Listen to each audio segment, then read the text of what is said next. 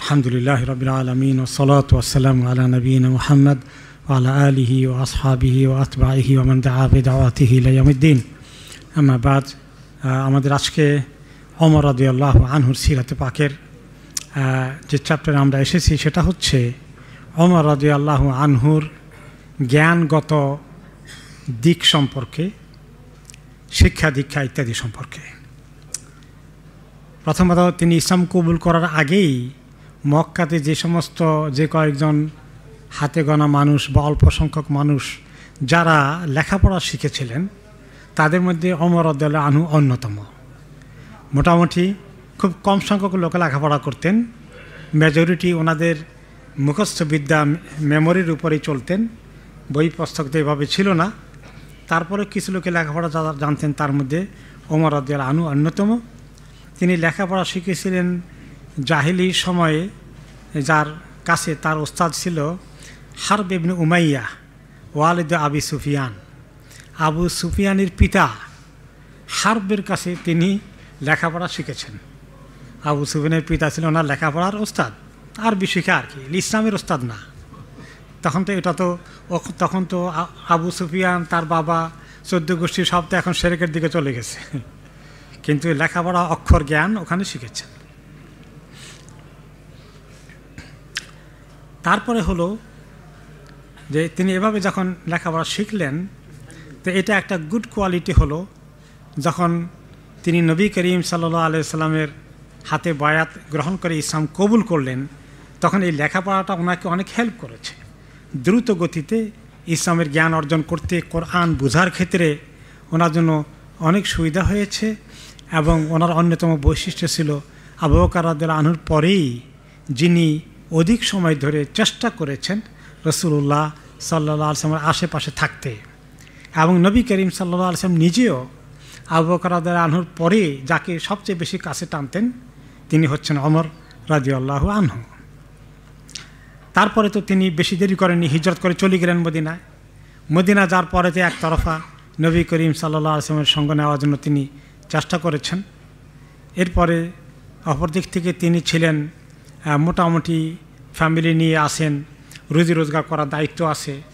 এই রুজি রোজগার করা অবস্থায়ও তিনি নবী করিম সাল্লাল্লাহু আলাইহি ওয়াসাল্লামের প্রত্যেক দিনের সঙ্গী যদি হতে চান, ওনার সঙ্গে যদি পুরো দিন এবং রাতের ঘুমানোর আগ পর্যন্ত কাটান, তাহলে সংসার চলবে কেমনে। এখন চিন্তা করলেন যে উনি ওই আনসারীদের দয়ার উপরে বসবাস করবেন, এই ব্যক্তিত্ব ওনার না। ওনার পার্সোনালিটি আছে, তিনি পরিবারের জন্য উপার্জন করবেন। ব্যবসা বাণিজ্য জানা আছে, মক্কাতেও তিনি ব্যবসা বাণিজ্য করেছেন। তখন তিনি চিন্তা করলেন এখন ব্যবসা বাণিজ্য করতে গেলে যে রাসূলুল্লাহ সাল্লাল্লাহু আলাইহি ওয়াসাল্লামের কাছ থেকে যে জ্ঞান শিখবো অনবরত, সেটা তো মিস হয়ে যাবে। তখন কি করলেন, ওনার প্রতিবেশী ছিলেন একজন আনসারী সাহাবী, তার সঙ্গে তিনি অ্যাগ্রি করলেন। যে কি অ্যাগ্রি করলেন, তিনি নিজে বলেন যে কুনতু আনা ওয়া জারুন লি মিনাল আনসার মিন বনি উমাইয়া ইবনে ইয়াজিদ, যে আমি এবং একজন আনসারী সাহাবী বনি উমাইয়ার পাশাপাশি আমরা বসবাস করেছি, আমার আওয়ালিল মদিনার উঁচু এলাকায় বসবাস করতাম। ওনার সঙ্গে অ্যাগ্রি করলাম যে নাতানাওয়াবুন নুজুল আলা রাসূলিল্লাহি সাল্লাল্লাহু আলাইহি ওয়াসাল্লাম ইয়ানজুল ইয়াওমান ওয়া আনজুল ইয়াওমান, যে একদিন তিনি নবী করিম সাল্লাল্লাহু আলাইহি ওয়াসাল্লামের সঙ্গে পুরো দিন সময় থাকবেন মসজিদে নববী কেন্দ্রিক এবং ওনার আশেপাশে। ওনার প্রাইভেট ঘরের টাইমটা ছাড়া বাকি সময় যতক্ষণ তিনি মসজিদে এবং বাইরে কাটাচ্ছেন, ততক্ষণ পিছনে পিছনে ওনার থেকে শিখবেন। নবী করিম সাল্লাল্লাহু আলাইহি ওয়াসাল্লামের শিক্ষাটা তো শুধু একটা দার্সের ভিতরে সীমাবদ্ধ ছিল না, আনুষ্ঠানিক ক্লাসের মতো ছিল না। কোনো কোনো সময় নসিহত করেছেন, কিছু বয়ান করেছেন, কিন্তু প্রায় সময় তিনি অমুকে এসেছে, অমুক কথা বলেছে, অমুক জিনিসকে করতে বলেছেন, অমুক কাজ ঠিক না, এগুলো বলেছেন। এগুলাই সব ওনাদের জ্ঞানের খোরাক। এভাবে জোগাড় করে করে নিজেরা শিখেছেন এবং আমাদের জন্য জোগাড় করে পরবর্তী পর্যায়ে রেওয়ায়েত করেছেন। তিনি বললেন যে ওই সাহাবীকে বললাম, একদিন আমি আমার রুজি রোজগারে সময় দেব, তুমি সেই দিন নবী করিম সাল্লাল্লাহু আলাইহি ওয়াসাল্লামের সঙ্গে পুরো সময় কাটাবা। রাত্রেবেলায় আমি তোমার থেকে সবগুলা শিখে নেব, আজকে কী কী শিখলা, কী কী দেখলা। আর পরের দিন আমি ওনার সঙ্গে সময় দেব, তুমি কাজ করবা, তোমার সংসার চালানোর জন্য রুজি রোজগার করবা। তারপরে আমি সন্ধ্যাবেলা রাত্রে যখন এসা পড়ে যাব তখন তুমি আমার থেকে সব শুনে নিবে যে আজকে কী কী শিখলাম। চিন্তা করে দেখেছেন? তো একদিন রুজি করলে কোনো রকম যদি খাওয়া যায় 2 বেলা পরের দিন পর্যন্ত, তাহলে আর দরকার নেই ইসলামিক জ্ঞান শিখা এত জরুরি মনে করেছেন সাহাবাইগণ। কত সিরিয়াসনেস তাদের জীবনে ছিল। আর আমাদের অনেকেরই একটু কাজের উসিলা হয়ে গেলে তো আর যে সপ্তাহে একদিনও তালিমে আসা মুশকিল হয়ে যায়। আবার যদি এত বড় কাজ নাও থাকে তারপরেও দেখা যায় কত ঝামেলা, মেহমান আসবে, অমুক করবে, তমুক করবে। এই যে একটু গুরুত্ব দেওয়া আমাদের কি সেই লেভেলে আছে? যাই হোক, তো আমরা এইভাবে শিখেছি যে তাজা তাজা ওয়াহি আজকের দিনে কি নাজিল হয়েছে এটা আগামীকাল কোনো আজকেই এটা শুনে নেব রাত্রেবেলায়, আজকে কোন নতুন আয়াত নাজিল হয়েছে, আজকে কি ঘটনা প্রবাহতে সে উপলক্ষে রাসূলুল্লাহ সাল্লাল্লাহু আলাইহি ওয়াসাল্লাম পক্ষ থেকে কি তালিম পাওয়া গেছে। এভাবে করে আমরা প্রতিদিন আপডেটেড হয়েছি, আমরা পরের দিনের জন্য বাকি রাখি নাই। তাহলে এই যে জ্ঞান শিখার কি প্রচণ্ড আগ্রহ ছিল ওমর রাদিয়াল্লাহু আনহুর, এই কথা দ্বারা পরিষ্কারভাবে ফুটে ওঠে। নবী করিম সাল্লাল্লাহু আলাইহি ওয়াসাল্লামের কাছ থেকে তিনি কোরআনের যতক্ষণ পাশে থাকতেন, ওহী নাজিল হচ্ছে, কোন উপলক্ষে হচ্ছে, এটার অর্থটা কি হতে পারে, এটাকে খুব মনোযোগ দিয়ে তিনি গ্রহণ করতেন। তিনি অন্যতম সাহাবী যাদের কাছ থেকে কোরআনের এই তাফসির জাতীয় কোরআনের আন্ডারস্ট্যান্ডিংটা, এই আয়াতের অর্থ কী প্রদায় হতে পারে, অনেক বেশি পাওয়া গেছে। এবং কোরআন হেফজের ব্যাপারে উনি যে সমস্ত সাহাবীরা কোরআনকে হেফজ করেছিলেন তার মধ্যে ওমর রাদিয়াল্লাহু তাআলা আনহু অন্যতম। এবং তিনি বেশ সময় নিয়ে সূরা ফাতিহা মুখস্থ করেছেন। যেদিন সূরা ফাতিহা মুখস্থ করে ফেলেছেন, সূরা ফাতিহা না, সূরা আল বাকারা, সূরা বাকারা যেদিন মুখস্থ হয়ে গেল 2.5 পারা, সেদিন থেকে একটা উট জবাই করে সবাইকে খাওয়াইছেন আল্লাহ শুকর আদায় করতে। তো কোরআনের ব্যাপারে ওনার বিশেষ ইন্টারেস্ট ছিল, এবং যার ফলে ওনার জাহেলি সমাজের শিক্ষা দীক্ষার সঙ্গে কোরআনের জ্ঞানটা যখন ভালো করে রপ্ত করতে পেরেছেন, সেদিক থেকে তিনি সাহাবীদের মধ্যে অন্যতম কোরআনের তাফসিরের ক্ষেত্রে আলহামদুলিল্লাহ ওনার থেকে আমরা অনেক কিছু পেয়েছি। তারপরে উনি নিজেই আগে শিক্ষা দীক্ষা ছিল, এরপরে আবু সুফিয়ানের বাবা হারব থেকে শিখলেন। ওই শিক্ষার পরে আরও বড় ওস্তাদ পেয়ে গেলেন কাকে? নবী মুহাম্মদ সাল্লাল্লাহু আলাইহি ওয়াসাল্লাম। ওনার সঙ্গে থাকা সাহচর্য তো বিশাল শিক্ষার একটা সোর্স। কাজে এত বড় ওস্তাদ যখন পেয়েছেন, সেই ওস্তাদের কাছ থেকে তিনি সেইভাবেই গ্রহণ করেছেন। নিজের নবী করিম সাল্লাল্লাহু আলাইহি ওয়াসাল্লাম হাতের থেকে তিনি শিক্ষা নিলেন। এবং আসলে তো নবী করিম সাল্লাল্লাহু আলাইহি ওয়াসাল্লাম সাহাবীদেরকে কীভাবে তালিম দিয়েছেন, ওই তালিমের খবরটা কোরআনে পাকে সূরা আল ইমরানে 164 নম্বর আয়াতে এসেছে। বাদা আউযু বিল্লাহি মিনাশ শাইতানির রাজিম। লাকাদ মান্নাল্লাহু আলাল মুমিনিনা ইয বাআসা ফীহিম রাসূলাম মিন আনফুসিহিম ইয়াতলু আলাইহিম আয়াতিহি ওয়া ইউযাক্কিহিম। নিশ্চয়ই আল্লাহ তাআলা মুমিনদের প্রতি বিশাল ইহসান করেছেন, উপকার করেছেন, কত ফেভার করেছেন যে তাদের কাছে তিনি তাদের মধ্য থেকে একজন লোককে, নবী করিম সাল্লাল্লাহু আলাইহি ওয়াসাল্লামকে এই রিসালাতের দায়িত্ব দিয়ে পাঠিয়েছেন। তাদেরকে তিনি কোরআন তেলাওয়াত করে শোনান। এই তেলাওয়াতের অর্থ শুধু তেলাওয়াত নয়, তেলাওয়াতের মধ্যে এর অর্থ বোঝা, কারণ ওনারা সরাসরি আরবি ভাষী হওয়ার কারণে শুধু কোরআনের, আমরা বাংলাভাষীরা অন্য ভাষীরা যদি কোরআনের তেলাওয়াত শিখি, আরবি না শিখি, আমরা কি ওই কোরআনের পুরো তাৎপর্য বুঝবো না। তো ওনারা যারা আরব দেশের আরবি ভাষায় ভাষী এবং লেখাপড়া আছে, ওনারা কোরআনটা যখন শিখেন শুধু কোরআনের ওই তেলাওয়াতটা শিখেন না, এর তাৎপর্য কী, ব্যাখ্যা কী, তাফসির কী, ওইটা সহকারে শিখেন। ওয়াইজাক্কিহিম, তাদেরকে তিনি পবিত্র করেন। তাদের মধ্যে এই তেলাওয়াতের প্রভাব তাদের জীবনে আমলি দিক থেকে অনেক প্রভাব বিস্তার করে। কোরআনের আয়াতকে যা শুনেন তাই সঙ্গে সঙ্গে আমল করেন। ওয়ায়ুআল্লিমুহুমুল কিতাব ওয়াল হিকমা, এবং আল্লাহ নবী তাদেরকে আল্লাহর কিতাবের জ্ঞান দেন, যেমন কোরআনের জ্ঞান, হিকমাতও দেন। হিকমাতের অর্থ তাফসির এখানে হয়েছে সুন্নাহ, হাদিস। এছাড়াও হাদিসের পরেও আরও বিচক্ষণতা, জ্ঞান বুদ্ধির প্রখরতা, সব কিছু হিকমতের মধ্যে ঢুকে। এভাবে করে ওনারা এত শিক্ষিত হয়েছেন নবী করিম সাল্লাল্লাহু আলাইহি সাল্লামকে ওস্তাদ হিসাবে পাওয়ার কারণে। এরপরে এভাবেই তিনি নবী করিম সাল্লাল্লাহু আলাইহি সাল্লামের কোনো মজলিসকে সহজে তিনি মিস করতেন না, এবং ওনার সঙ্গে যখন থাকতেন কোনো বিষয় ওনার কাছে কনফিউশন হলে উনি ওনাকে জিজ্ঞেস করতেন, প্রশ্ন করতেন, দ্বিধাদ্বন্দ্ব করতেন না, এবং রাসূলুল্লাহ সাল্লাল্লাহু আলাইহি সাল্লামকে গুরুত্ব সহকারে ওনার প্রশ্নগুলো জবাব দিতেন, কারণ তিনি জানেন ওনার পরে এই মানুষগুলোই উম্মতের নেতৃত্ব দিবেন, তারাই উম্মতকে পরে দিন শিখাবেন এবং পৃথিবীতে দিনকে ছড়িয়ে দিবেন। এবং উনি যে কত সিরিয়াসলি নিয়েছেন, জ্ঞান শিখেছেন, আল্লাহ তাআলা ওনাকে কত তৌফিক দিয়েছেন, সেটি একটি হাদিসে আরও পরিষ্কার হয়ে যায়। নবী করিম সাল্লাল্লাহু আলাইহি ওয়াসাল্লাম নিজে ওনার জ্ঞানের সাক্ষী দিচ্ছেন। সুবহানাল্লাহিল আযীম। বিসমিল্লাহ।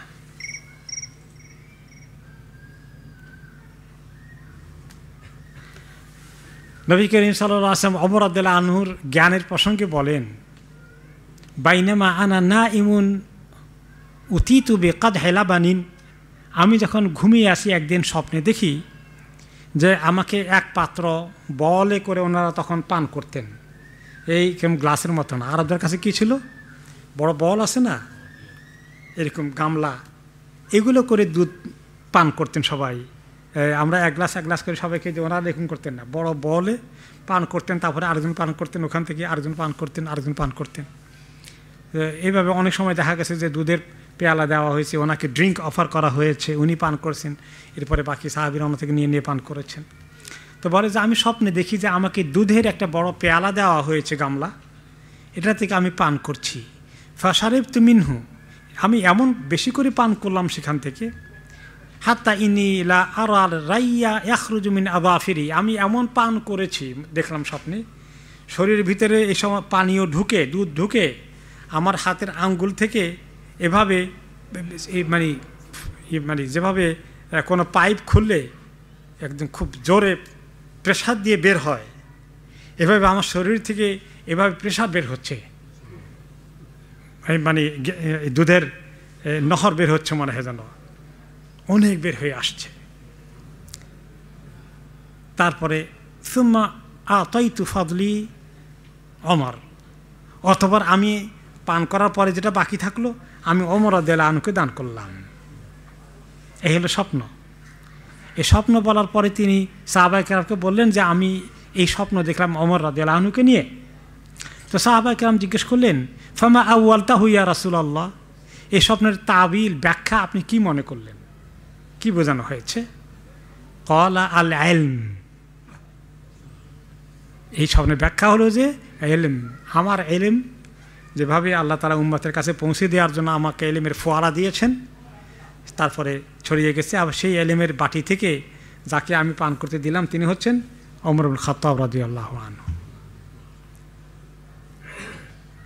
এখন এই ইলমের অর্থটা কি আসলে? তো সাহাবারা সবাই তো ইলম শিখেছেন, কোরআন হাদিসের ইলম শিখেছেন। আবু বকর রাদিয়াল্লাহু আনহু তো কম শিখেন না, ওনার থেকে আরও বেশি শিখেছেন। এখানে একটু স্পেসিফিক অর্থ আছে কোনো মুহাদ্দিসিনের কাছে। ইবনে হাজার আল আসকালানী রহমতুল্লাহ আলাইহি, যিনি সহিহ আল বুখারীর ব্যাখ্যা করেছেন ফাথুল বারি, অনেক ভলিউম, উনি এই হাদিসের ব্যাখ্যায় ইলমের কথা যে বলা হয়েছে একটা বিশেষ দিককে তিনি উল্লেখ করেছেন যে অল মুরাদ বিল ইলমি হুনা আল ইলমু বি সিয়াসাতিন নাস বি কিতাবিল্লাহি ওয়া সুন্নতি রাসূলিল্লাহ সাল্লাল্লাহু আলাইহি ওয়াসাল্লাম, যে এখানে বিশেষ করে ইলমের অর্থ মানুষকে পরিচালনা করা, রাষ্ট্র পরিচালনা কিতাবুল্লাহ সুন্নত রাসূলিহি দ্বারা ব্যাপকভাবে পুরো রাষ্ট্রীয় পরিচালনার যে ইলমের দরকার ওইটার কথা বেশি বোঝানো হয়েছে। কারণ কি, আবু বকর রাদিয়াল্লাহু আনহু প্রথম খলিফা হলেও উনি মাত্র 3 বছরের মাথায় দুনিয়া থেকে বিদায় নিয়েছেন, তাই না? তখন ওই ইসলামী রাষ্ট্রের বিজয় কেবল শুরু হয়েছে এবং পরিষ্কার রাষ্ট্রের যে সমস্ত একটা স্ট্রাকচার হওয়া দরকার ওগুলো তখনও হয়ে সারেনি।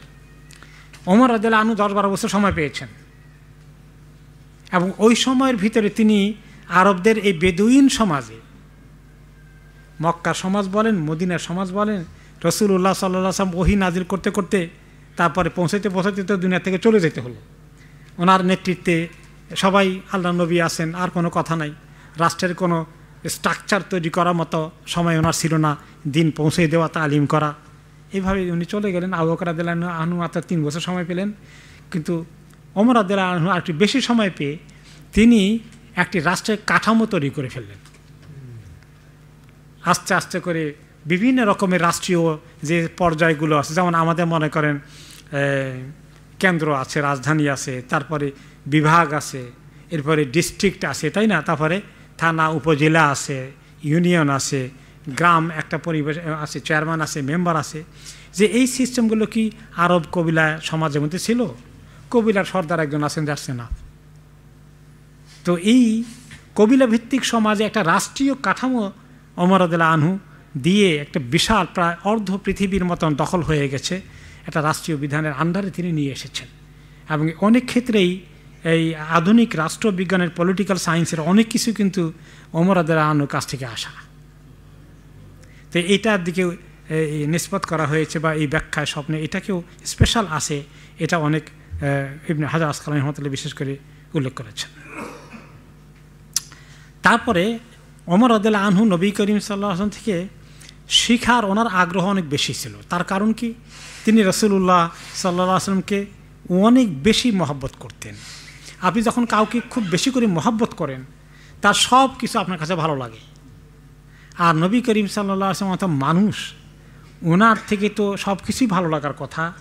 এবং এই যে উনি দিল থেকে এই মহব্বত চলে আসা ওস্তাদের প্রতি, যার ফলে ওনার জন্য আরও শিখতে সুবিধা হয়েছে যে ওনার প্রত্যেকটি কথা, প্রত্যেকটি কাজকে তিনি কিভাবে অন্তর দিয়ে গ্রহণ করবেন। ক্লাসে যখন অনেক ছাত্র থাকে, ওস্তাদে যখন পড়ায়, সবাই তো সম্ভবভাবে নিতে পারে না।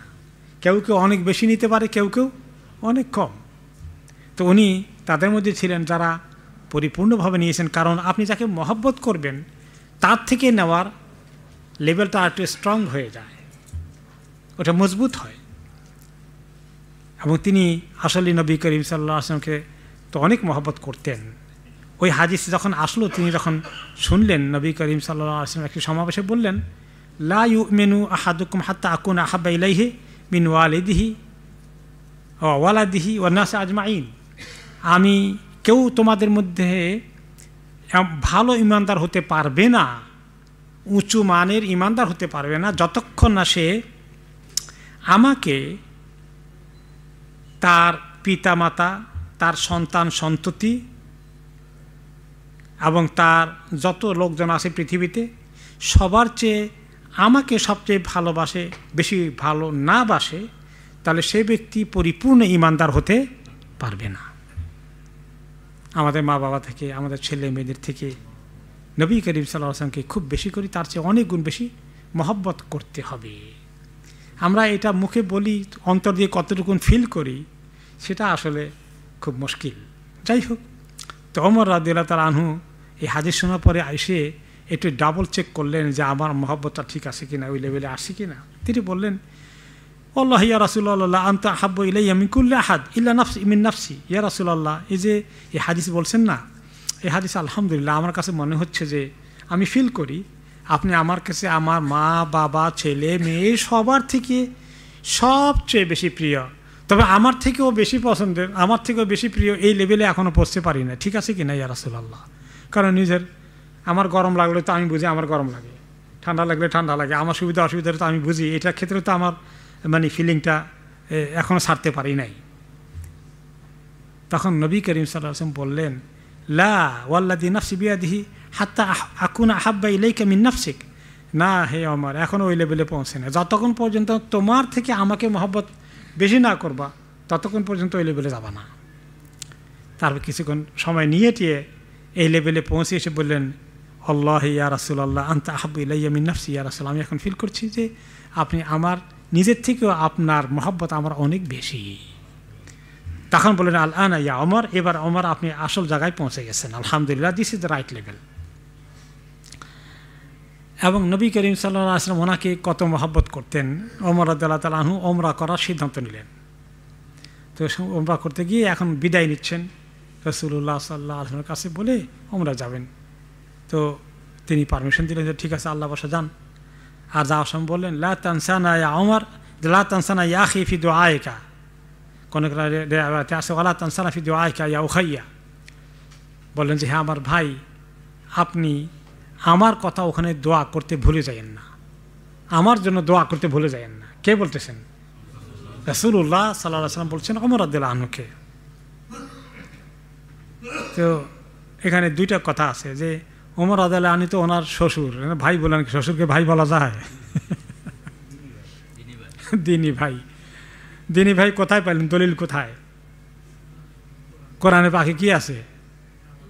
ইন্নামাল মুমিনুনা ইখওয়া, মুমিনগণ পরস্পর ভাই ভাই, মুমিনগণ ভাই ভাই। ওকে, তো সেই যে দিনী ভাই হিসাবে আছে, আর আত্মীয়তা সম্পর্ক আরেকটা। তো এটা হলো যে ভাই আপনি আমাদের জন্য দোয়া করতে ভুলবেন না। তারপরে হলো যে নবী করিম সাল্লাল্লাহু আলাইহি ওয়াসাল্লামের কাছে ওমর রাদিয়াল্লাহু আনহু দোয়া চাওয়াটা স্বাভাবিক। রাসূলুল্লাহ সাল্লাল্লাহু আলাইহি ওয়াসাল্লাম ওমর রাদিয়াল্লাহু আনহুর কাছে দোয়া চাওয়াটা তো মানে একটা বিরাট ব্যাপার। তো ওমর রাদিয়াল্লাহু আনহু বললেন যে উনি আমাকে যখন এই কথা বললেন, মা উহিব্বু আন আলী বিহা মা তারাত আলাইহি শামস লিকাউলিহি ইয়া আখি বা ইয়া উখাইয়া, উনি যে আমাকে আমার ভাই বলে সম্বোধন করলেন, এই কথাটা আমার কাছে এত ভালো লাগলো, এত বড় একটা নিয়ামত আমি পেলাম, দুনিয়ার আর কোনো পুরো দুনিয়ার নিয়ামত আমার হাতে দিলেও এর সমান হবে না। তিনি আমাকে আপনার ভাই বলে ডেকে এভাবে যে বললেন, সম্বোধন করলেন। তো এ হলো যে ওমর রাদিয়াল্লাহু আনহু উমরা যাওয়ার সময় বিদায় নিলেন, রাসূলুল্লাহ সাল্লাল্লাহু আলাইহি ওয়াসাল্লাম দোয়া করলেন। তা আমাদের দেশের লোকেরা উমরা যাওয়ার সময় দোয়া করে, আর সবাই শুধু বলে যে আল্লাহ নবীকে আমার সালাম দিয়েন। তো এইটার অবশ্য কোনো এই দলিল পাওয়া যায় না, কোনো সাহাবী এরকম করেছেন বলে পাওয়া যায় না। ওখানে তো এইভাবে জীবদ্দশায় কাউকে সালাম দেওয়াটা মুনাসেব হয়, কিন্তু মৃত্যুর পরে কোনো এরকম দলিল পাওয়া যাচ্ছে না যে আরেকজনের কাছে দেবেন। আর আপনার এত লোক আপনাকে বলে, এত লোকের সালাম নাম মনে থাকে সবার, কি মুশকিলের কথা। তো এইরকম একটা ট্রেডিশন আমাদের দেশে আরম্ভ হয়ে গেছে। অথচ এইটা বলার দরকার ছিল যে আমার জন্য বেশি করে দোয়া করবেন, তাই না? রাসূলুল্লাহ সাল্লাল্লাহু আলাইহি ওয়াসাল্লাম সুন্নাত থেকে এটাই তো শিক্ষা সরাসরি। তিনি স্বয়ং ওমর রাদিয়াল্লাহু আনহুর কাছে ওমরার সময় যাওয়ার সময় দোয়া করতে বললেন। তাই এটাই বরঞ্চ সুন্নতি আমল, এটার দিকেই ফোকাস করা দরকার। বলে তো সবার কথা তো মনে থাকবে না, কতজনে 10 জনে 20 জনের দোয়া চেয়েছি, সবার কথা কিন্তু নাম ধরে মনে থাকে। কেউ আবার বলে আমার কথা নাম ধরে বলবেন, কিন্তু এ আরেক মুশকিল। তো এখন এত কথা মনে না থাকলে আপনি নাম ধরে বলার দায়িত্ব দেওয়ার দরকার নেই। তো ওখানে গিয়ে আমাদের যদি মনে থাকে, আমরা গর্ব যে আল্লাহ যে সমস্ত ভাই বোনরা দোয়া চেয়েছে, আল্লাহ সবার দোয়াকে আপনি কবুল করেন, সবার মনোবাঞ্ছা পূরণ করে দেন, বাস হয়ে গেল। এত নামের করে দিয়ে বেচারাকে ওয়াদা করে দিয়ে মুশকিলে ফেলানোর দরকার নাই, করে বলে দিলে হয়ে গেল, আপনিও ইনশাআল্লাহ করলেন, রাইট। এরপরে আমরা দেখি যে ওমর রাদিয়াল্লাহু তাআলা আনহু, ওনার কোনো যুদ্ধ ছিল না যেখানে তিনি ওনাকে মিস করেছেন, সব যুদ্ধেই ওনার সঙ্গে থেকেছেন, সেখান থেকে প্র্যাকটিক্যালি অনেক কিছু ওনার শেখার সুযোগ হয়েছে। এরপর আমরা দেখি যে বদর যুদ্ধে তিনি ওনার সঙ্গে যেভাবে থেকে লড়াই করেছেন, সেখানে যুদ্ধের আগে নবী করিম সাল্লাল্লাহু আলাইহি ওয়াসাল্লাম সমস্ত সাহাবীদের কাছে পরামর্শ করলেন যে আমরা যুদ্ধ করব কি না, কীভাবে করব, কারণ আমরা মাত্র মদিনায় আসছি, অস্ত্র শস্ত্র তো আমাদের তেমন কিছু নাই, ওরা যে হঠাৎ করে আক্রমণ করবে আমাদের তো প্রস্তুতি নাই, তারা 1000 বাহিনী নিয়ে আসছে, এখন কি করা যায়। তো সবার আগে আবু বকর রাদিয়াল্লাহু আনহু কথা বলেন, সুন্দর কথা বললেন যে ইয়া রাসূলুল্লাহ আপনি তাআলার উপর তাওয়াক্কুল করে নামেন, আমরা আসি। অথবা ওমর রাদিয়াল্লাহু তাআলা কথা বললেন, তিনিও সুন্দর করে উৎসাহিত করলেন। তারপরে তিনি সেখানে গিয়ে অনেক ওনার আত্মীয় স্বজন যাদেরকে সামনে পেয়েছেন কাফেরদের পক্ষ থেকে কোনো পরোয়া করেন নাই, কয়েকজনকে ওনার হাতে নিজে তিনি এই দুশমনদেরকে শোয়াইয়ে দিয়েছেন বদরের যুদ্ধে। এরপরে যখন আব্বাস রাদিয়াল্লাহু আনহু যুদ্ধবন্দী হিসাবে আসলেন, উনি কিন্তু নবী করিম সাল্লাল্লাহু আলাইহি ওয়াসাল্লামের সঙ্গে মানে কখনই দুশমনি করেননি, পুরো সময় মক্কায় ভাতিজাকে আশ্রয় দিয়েছেন আব্বাস রাদিয়াল্লাহু আনহু, কিন্তু তিনি ইসলাম কবুল করেননি। ইসলামের ব্যাপারে ওনার অনেক মনে জায়গা ছিল, কিন্তু আরব সমাজে আব্দুল মুত্তালিবের বংশে উনি একজন প্রভাবশালী, এবং তিনি ইসলাম কবুল করে ফেললে নবী করিম সাল্লাল্লাহু আলাইহি ওয়াসাল্লামের পক্ষ থেকে জুলুম যেটা হয় ওটা ওনার উপরে আসবে। এখন উনি ওই লাইনে থাকলে, ওদের সঙ্গে থাকলে কিছু ওদেরকে বুঝাই শোনায়া একটু দূরে রাখতে পারেন, সেই হিসাবে তিনি ইসলাম কবুল করেননি। এবং ওনার ব্যবসা বাণিজ্য ভালো ছিল, তো সেই সমস্ত কারণে তিনি মক্কায় থেকে গিয়েছেন। এবং বদরের যুদ্ধে ওনার অনিচ্ছা সত্ত্বেও আসতে হয়েছে কাফেরদের সঙ্গে যুদ্ধ করার জন্য। তা না কাফেররা বলবে কি ব্যাপার, ভাতিজার বিরুদ্ধে যুদ্ধ করবেন না,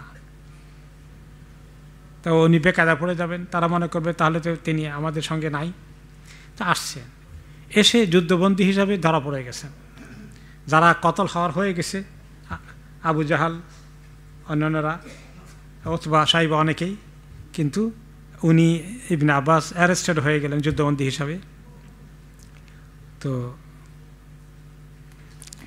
আব্বাস রাদিয়াল্লাহু আনহুকে সবাই জানেন যে নবী করিম সাল্লাল্লাহু আলাইহি ওয়াসাল্লাম অনেক মহব্বতের চাচা, মক্কা যতদিন ছিলেন অনেক সাহায্য করেছেন, আশ্রয় দিয়েছেন।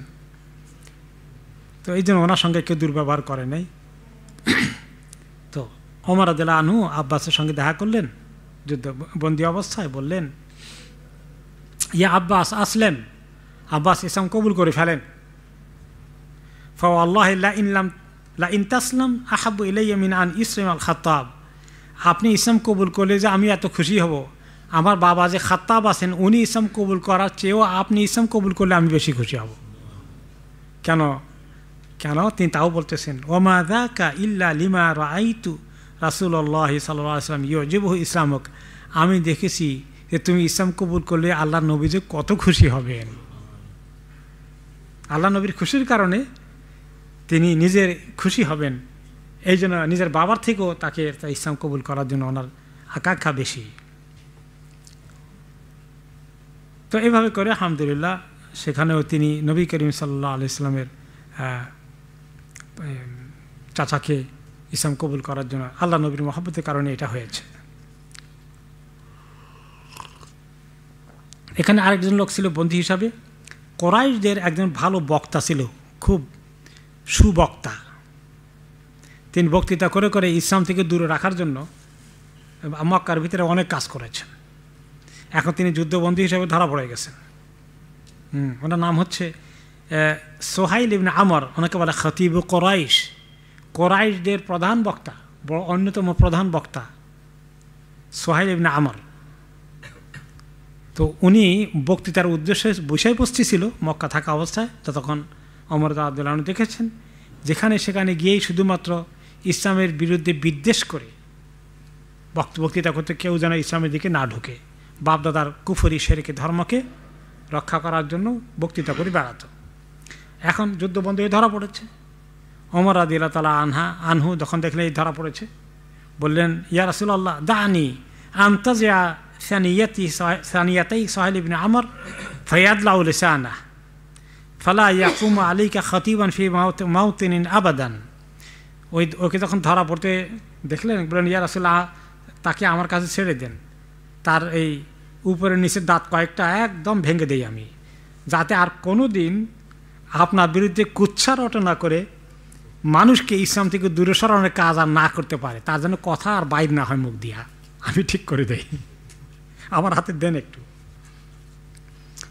তো রাসূলুল্লাহ সাল্লাল্লাহু আলাইহি ওয়াসাল্লাম বললেন, লা উমাসসিলু বিহি ফায়ুমাসসিলুল্লাহু বিহি ওয়া ইন কুনতু নাবিয়্যান। আমি যুদ্ধবন্দীদেরকে মসলা করব না।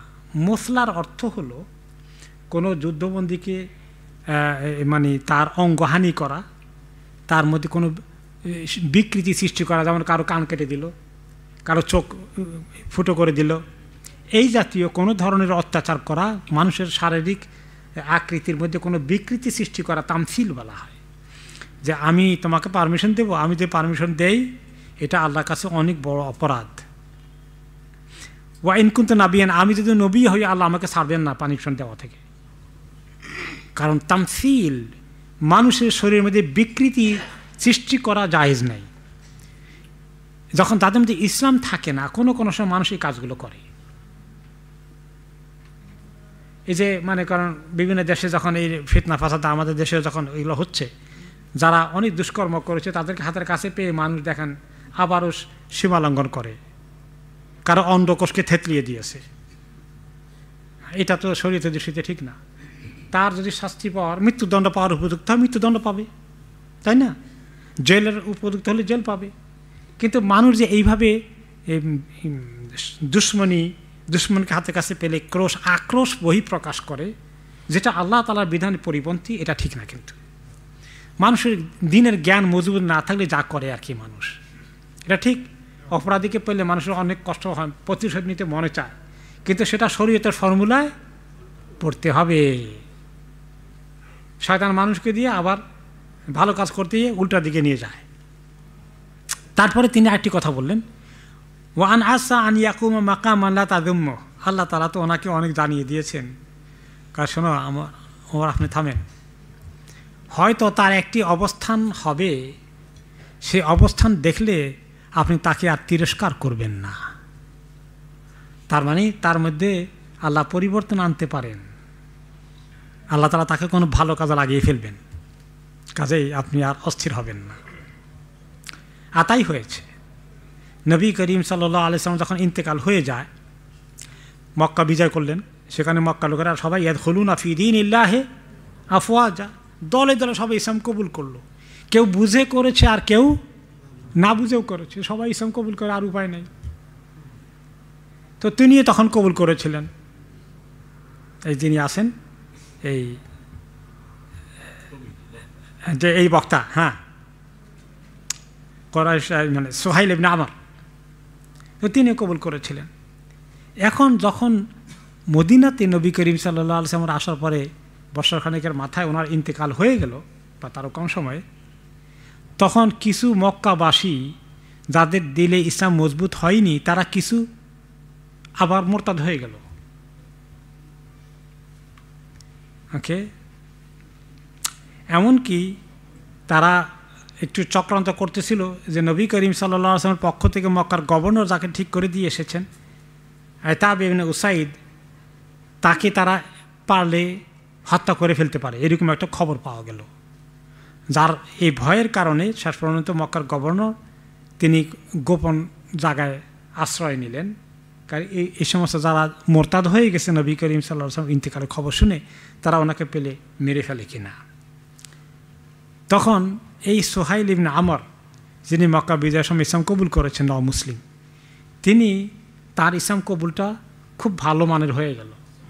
তিনি এখন সবাইকে বক্তৃতা করেন, ওই যে বক্তা, তিনি আরবের নাম করা বক্তা, আর বক্তাদের প্রভাব তো সমাজে অনেক আছে।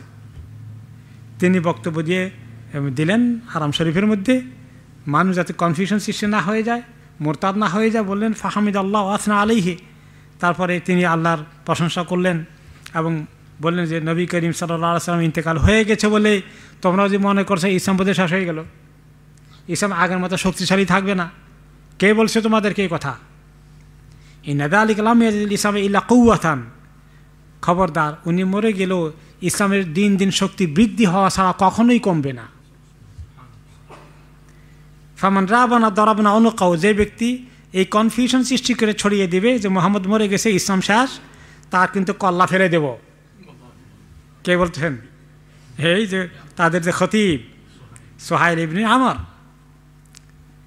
ওনার এই বক্তৃতার প্রভাব ব্যাপকভাবে পড়ে গেল। তারা যা আন্নাসু আমরা এই যাদের ভিতরে উল্টাপাল্টা চিন্তা শুরু হয়ে গেছিল, তারা আবার ঠিক হয়ে গেল। তাহলে ওই যে নবী করিম সাল্লাল্লাহু আলাইহি ওয়াসাল্লামকে আল্লাহ তাআলা ইশারা দিয়েছেন, ভবিষ্যদ্বাণী করে গেছেন যে ওমর, তুমি তাকে উল্টাপাল্টা কিছু করো না, তার একদিন একটা রোল প্লে করবে যা তুমি দেখলে খুশি হবে। সেটাই পাওয়া গেল মক্কা বিজয়ের বা নবী করিম সাল্লাল্লাহু আলাইহি ওয়াসাল্লাম ইন্তেকালের পরে।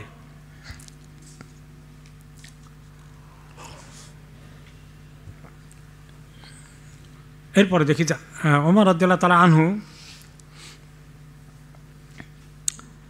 যারা মক্কায় মারা গিয়েছিল, বদর যুদ্ধে যারা মারা গিয়েছিল আহলে মক্কা, কোথায় কোথায় কিভাবে মারা যাবে যুদ্ধের আগে রাসূলুল্লাহ সাল্লাল্লাহু আলাইহি ওয়াসাল্লাম তাদেরকে সব দেখিয়ে দিয়েছিলেন। সেই বিষয়ে আনাস রাদিয়াল্লাহু আনহু একটা হাদিসে বলেন যে আমরা একসময় মক্কা মদিনায় মক্কা থেকে মদিনার দিকে যাচ্ছি, মদিনা থেকে মক্কার দিকে যাচ্ছি হয়তো উমরা উপলক্ষে। আনাস রাদিয়াল্লাহু আনহু ওমর রাদিয়াল্লাহু আনহুর সঙ্গে কাফেলায় ছিলেন। তো আমরা রাস্তার মধ্যে যখন রেস্ট নিচ্ছি, সন্ধ্যাবেলা নতুন চাঁদ ওঠার খবর আসছে, বা ওনারা কেউ কেউ দেখেছেন, সবাই দেখেন নাই। তো আনাস রাদিয়াল্লাহু আনহু বললেন যে আমি সবার আগে চাঁদ দেখেছি, আমার চোখ খুব তীক্ষ্ণ। তা আমি চাঁদ দেখে বললাম যে ওমর রাদিয়াল্লাহু আনহুকে, আমার তারা চাঁদ কি দেখতে পাচ্ছেন না? আমি তো দেখছি। তো ওমর রাদিয়াল্লাহু আনহু বললেন, তুমি দেখছো? সাআরাহু আনা মুস্তালকিন আলা ফিরাশি, আমি আমার ও বিছানার মধ্যে শুয়ে শুয়ে চাঁদ আল্লাহ আমাকে দেখাবেন, তুমি কোন জায়গা থেকে দেখছো? তারপরে বললেন, শোনো একটা খবর বলি, ওই বদরের পাশে দিয়ে তো তখন মক্কা যাওয়ার রাস্তা ছিল, বদর প্রান্তর, মদিনা থেকে মক্কা যাওয়ার পুরনো রাস্তা কিন্তু ওইটা। এখন যে হাইওয়ে করছে ওটা একটু আরেক সাইডে চলে গেছে। আমাদের সুযোগ হয়েছিল অনেক আগে ওই রাস্তা দিয়ে যাওয়ার। হ্যাঁ, তো ওই জায়গাতেই বদর প্রান্তরে ওনারা বিশ্রাম নিলেন, রেস্ট নিচ্ছিলেন, একটা রাত্রি যাপন করলেন, কারণ বেশ কয়েক মাইল দূরে মদিনা থেকে মক্কা, ওই দিন রাত্রি যাপন করবেন। তখন তিনি সেখানে বললেন, লা ইউরিনা মাসারাহুম বিল আমস, যুদ্ধের আগের দিন, শোনো, যুদ্ধের আগের দিন নবী করিম সাল্লাল্লাহু আলাইহি সাল্লাম এই মক্কার যুদ্ধের প্রান্তরে বদরের জায়গাতেই ওনারা অবস্থান নিয়েছেন, রাত্রি কাটাবেন। বললেন যে শোনো, দেখাই, আসো এদিকে, কোন কোন জায়গায় কে মারা যাবে, এই জায়গায় কে মরবে, এই জায়গায় কে মরবে আমাদের হাতে, এইগুলা আমাদেরকে যুদ্ধের আগের দিন রাসূলুল্লাহ সাল্লাল্লাহু আলাইহি ওয়াসাল্লাম বলে দিয়েছিলেন। আবু জাহাল কোন জায়গায় মরবে, ওতবা কোন জায়গায় মরবে, সাইবা কোন জায়গায় মরবে, হাদা মাসরাউ ফুলানিন গাদান ইনশাআল্লাহ। নবী করিম সাল্লাল্লাহু আলাইহি ওয়াসাল্লাম বলে দিয়েছেন যে আগামীকাল এখানে অমুক মারা পড়বে, এখানে অমুক মারা পড়বে ইনশাআল্লাহ। তারপরে এভাবে তার দেখালেন একটা একটা করে। ওমর রাদিয়াল্লাহু আনহু বলেন, ওয়াল্লাযী বাআসাকা বিল হক মা আখতাউতিকা কানা ইসরাউনা আলাইহা, যে ইয়া রাসূলুল্লাহ, আপনি যেটা বলেছিলেন, আমরা বললাম ঠিক ঠিক আপনি যেখানে বলেছেন ওইখানেই অমুক এভাবেই মারা পড়লো। পরে তাদের সবাইকে নিয়ে তাদেরকে কোন জায়গায় দাফন করা হলো জানেন? বদরের মধ্যে একটা পরিত্যক্ত কুয়া ছিল, ময়লা আবর্জনায় ভর্তি। তো এতগুলারে বড় বড়গুলাকে ওই আসল কুয়ার মধ্যে এক জায়গায় নিক্ষেপ করা হয়েছিল মাটি চাপা দেওয়ার জন্যে, পরিত্যক্ত কুয়ার মধ্যে। তখন তাদেরকে সবাইকে সেখানে নিক্ষেপ করা হলো, মাটি চাপা দিয়ে দেওয়া হলো। নবী করিম সাল্লাল্লাহু আলাইহি সাল্লাম পরে বদরের কাহিনী পুরো শোনাচ্ছেন ওমর রাদিয়াল্লাহু আনহু। আনাস রাদিয়াল্লাহু আনহুকে, উনি ছোটো ছিলেন, যুদ্ধে অংশগ্রহণ করেন নাই, ওনাকে বলছেন আর কি, বলে যে শোনো, তিনি আমাদেরকে, ওমর রাদিয়াল্লাহু আনহু তখন কাহিনী ওনাদেরকে বললেন যে রাসূলুল্লাহ সাল্লাল্লাহু আলাইহি সাল্লাম ওদেরকে মাটি চাপা দিয়ে ওই পরিত্যক্ত কূপের কাছে গিয়ে বললেন, ইয়া ফলান ইয়া ফলান, যে আবু জাহাল, ওতবা, সাইবা, ফলান, অমুক অমুক সবার নাম ধরে ডাকলেন।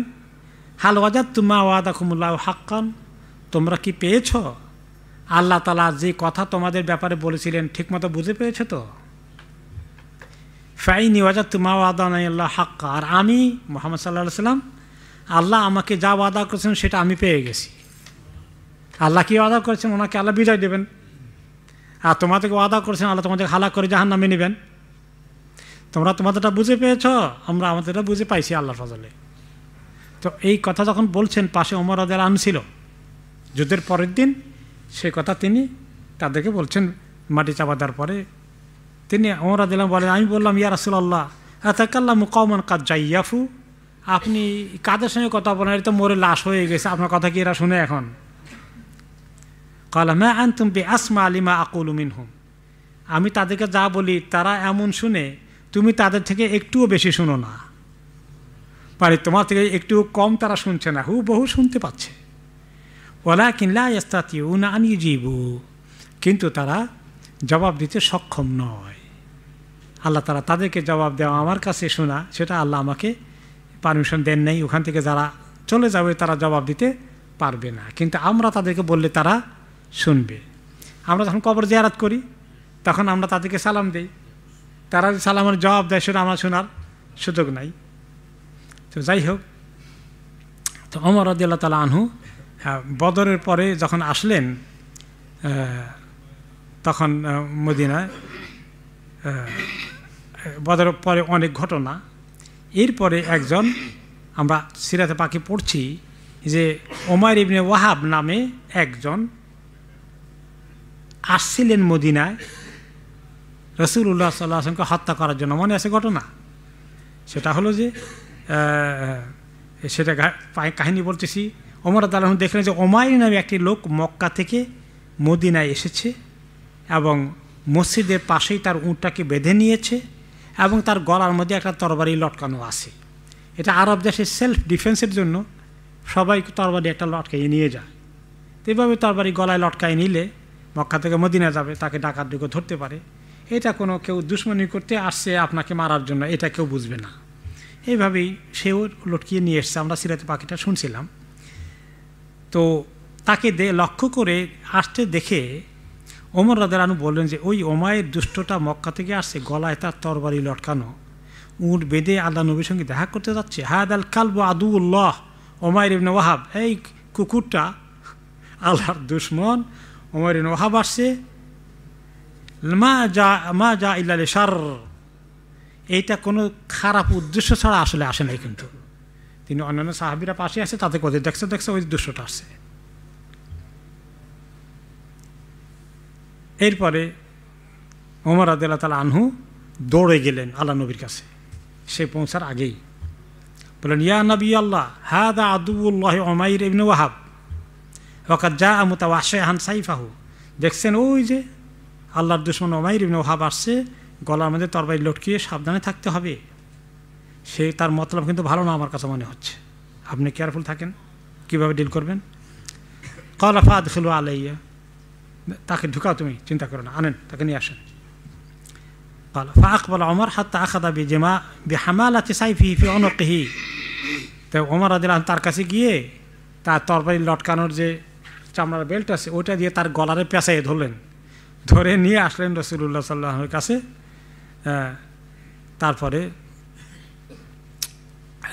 এসে সাহাবীদের যারা আনসারি সাহাবী আশেপাশে আল্লাহ নবীর পাশে ছিলেন বললেন, এটাকে আল্লাহ নবীর কাছে নিয়ে যাও, আর তোমরা সবাই খেয়াল করবা এই খবিস লোকটা চান্স নিলে কিন্তু আল্লাহ নবী কল্লা ফেলে দেবে।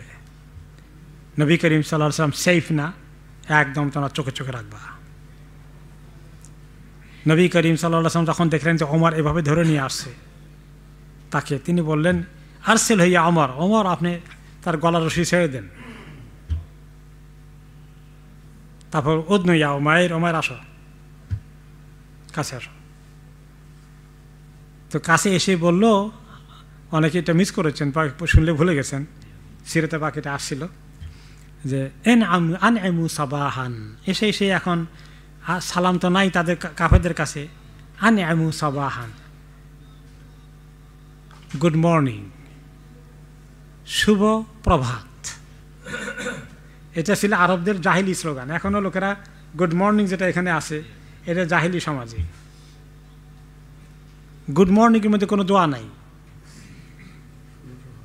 শুভ সকাল, কিন্তু আমাদের দোয়া আছে কোথায়? আসসালামু আলাইকুম। তো কাফেরদের কাছে সালাম নাই। তো এটা ছিল আরব দেশে নবী করিম সাল্লাল্লাহু আলাইহি ওয়াসাল্লামের জীবদ্দশায়, নবী হওয়ার আগে এটাই ছিল আরব দেশে সবার কাছে, আনেমু সাবাহান, আনেম সাবাহান, এরকম। তো নবী করিম সাল্লাল্লাহু আলাইহি ওয়াসাল্লাম এইটার জবাব কী দিবেন? তিনি বললেন, আকরামান আল্লাহ বিতাহিয়াতি খাইরিন মিন তাহিয়াতিকা উমাইর। উমাইর, তোমার এই শুভেচ্ছা সুপ্রভাতের মোকাবিলায় আল্লাহ তাআলা আমাদেরকে আরও সুন্দর স্যালিউট দান করেছেন, সুন্দর সম্বোধন দিয়েছেন। সেটা কি? বিসালাম তাহিয়াতে আহলিল জান্নাহ, জান্নাতীরা যে সালামের আদান প্রদান করবে সেই সালাম একে অপরকে দেখা হলে আল্লাহ তাআলা আমাদেরকে দুনিয়াতে বলার জন্য দান করেছেন। ওকে, তারপর বলেন, আমা আল্লাহ ইয়া মুহাম্মদ ইন কুনতু বিহা লি হাদিসে আহাদ। তো বলে যে ওমর বলে যে হ্যাঁ, আমি তো আর এগুলো জানি নাই, আমি তো আমারটা যেটা নিয়ে করে আসি সেটাই, সেজন্যই বলছি আর কি, আপনাদেরটা তো আমার জানা নাই। ওকে, ঠিক আছে। ফামা যা বিকা ইয়া উমাইর, ওমর কি মনে করে আসলেন? ক্বালা জিতু লিহাদাল আসীর আল্লাযী ফি আইদিকুম ফাআহসিনু ফীহি, যে অমুক একটা কি বলে যে একটা বন্দী, তাকে নিতে আসছিলাম, যদি মেহেরবানি করে তাকে মুক্ত করে দিতেন। তো বললে ফামা বালু সাইফি ফি অনুকিকা, তো গলায় তরবারি লটকায় আসছেন কেন? এখন জবাব দেয় কাব্বাহা আল্লাহু মিন সুয়ুফ ওয়া হাল আগনাত আন্না শাইআন, আল্লাহ তাআলা এই তরবারি গোষ্ঠী উদ্ধার করুক, এটা কি আমার কোনো কাজে লাগলো? কি বুঝলেন? যে এটা নিয়ে আসি তো ধরা পড়ে গেলাম এখন। কাব্বাহা আল্লাহু মিন, এই তরবারি 14 গোষ্ঠী আল্লাহ উদ্ধার করুক, এটা কোনো কাজেই লাগলো না। ক্বালা ইসদাকনি, নবী কারীম সাল্লাল্লাহু আলাইহি ওয়াসাল্লাম বললেন সত্য কথা বলো, আসল কোন মতলব এসেছে। মাল্লাদি যে তাল্লাহু, কনা ওইটাই, যে অমুককে একটু ছেড়ে দিবেন, তাকে একটু নিয়ে যেতাম, আমার পরিচিত মানুষ, তাকে নিতে আসছিলাম, যদি মেহেরবানি করে ছেড়ে দেন। বলছে না, হারাম শরীফে বসে সাফওয়ান ইবনে উমাইয়া আর তুমি বসা ছিলা, আর সেখানে আলোচনা হচ্ছিল, হায় রে মুহাম্মদের এবং তার অনুসারীরা বদরের যুদ্ধে আমাদের বড় নেতা আবু জেহাল, ওতবা, সাইবা কতকে কীভাবে দুনিয়া থেকে শেষ করে দিল, হায় রে তাদের রক্তের প্রতিশোধ নিতে পারবো কখন, কিভাবে, এই কষ্ট আমাদের দিল থেকে যাচ্ছে না। কত লোককে মুহাম্মদের গোষ্ঠীরা মেরে ফেললো আমাদেরকে, তাদের কষ্ট কেমনি আমরা ভুলি, শোকের কাহিনী চলতেছে। তখন তুমি না বলছিলে ওমর, যে যদি আমার কোনো করজ না থাকতো আর বড় কোনো ফ্যামিলি না থাকতো, তাহলে আমি পরোয়া করতাম না, মদিনায় তরবারি নিয়ে গিয়ে চান্স নিয়ে আমি এক কোপে মুহাম্মদের কল্লা ফেলে দিতাম, এই সমস্তদের প্রতিশোধ নেওয়ার জন্য। তখন সাফওয়ান তোমাকে বলছিল, হে ওমর, যে তুমি যদি এটা করো, তাহলে যদি তোমার জীবন শেষ হয়ে যায়, তোমার ঋণের দায়িত্ব আমি নিলাম, আর তোমার পরিবারের দায়িত্ব, ভরণ পোষণের দায়িত্ব আমার উপরে। এই কথা অ্যাগ্রি করে তুমি আসছিলা, এই উদ্দেশ্যে তোমার এই মিশন ছিল মদিনায় আসার, তাই না? কিন্তু আমার আল্লাহ তোমাকে এটা করতে দেন নাই, দিবেন না। এই কথা শোনার পরে ওমায়ের কি বলল, আশহাদু আন্নাকা লা রাসূলুল্লাহ, আমি সাক্ষ্য দিচ্ছি অবশ্যই আপনি আল্লাহর রাসূল। কাদ কুনা ইয়া রাসূলুল্লাহ নুকাযযিবুকা বিমা কুনতা তা'তিনা বিহি মিন খাবরিস সামা, আমরা তো মিথ্যা কথা বলে বানাই, বলছেন আকাশ থেকে কোনো ওহী নাযিল হয়েছে, বিশ্বাসই করি নাই। কিন্তু এই যে বিষয় আপনি ধরে ফেললেন, আমি আর সাফওয়ান ছাড়া মক্কার কোনো কাফেরও জানে না, তাহলে আপনি খবর কেমনে পেলেন? তাহলে আপনি আল্লাহ নবী, আমার কোনো সন্দেহ নাই। আলহামদুলিল্লাহ হাদানি, আল্লাহ শকর, আমি এই কুমতলবে এসে আজকে যে আল্লাহ আমাকে ইসলামের হেদায়েত দিয়ে দিলেন।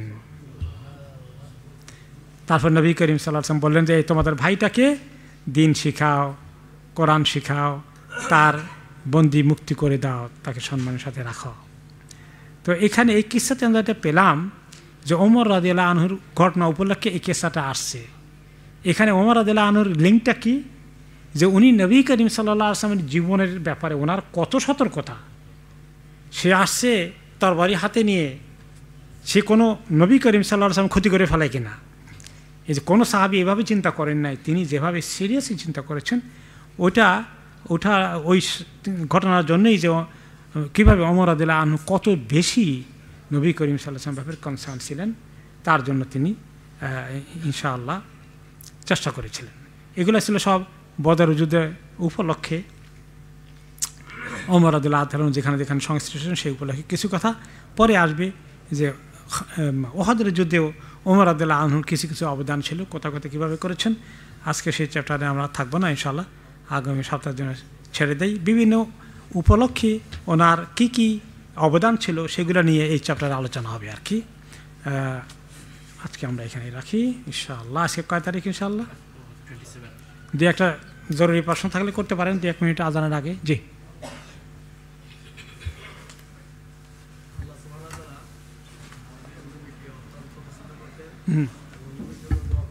জি জি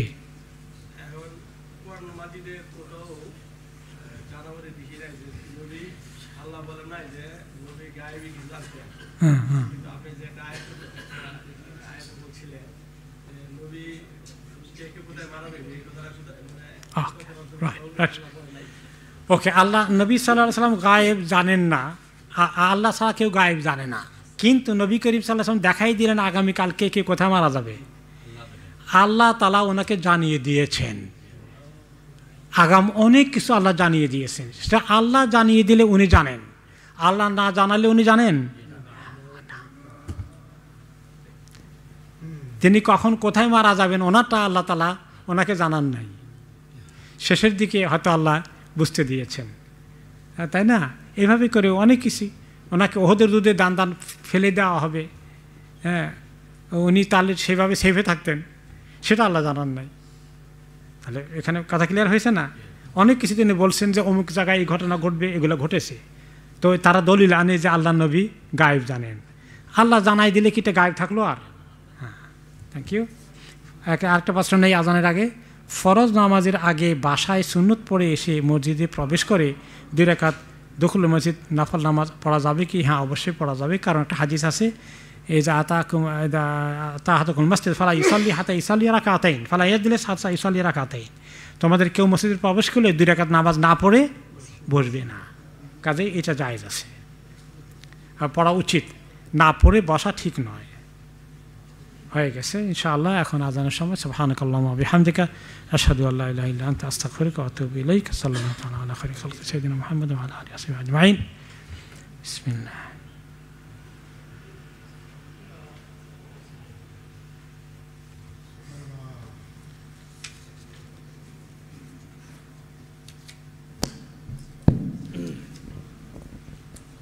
الله أكبر الله أكبر الله أكبر الله أكبر أشهد أن لا إله إلا الله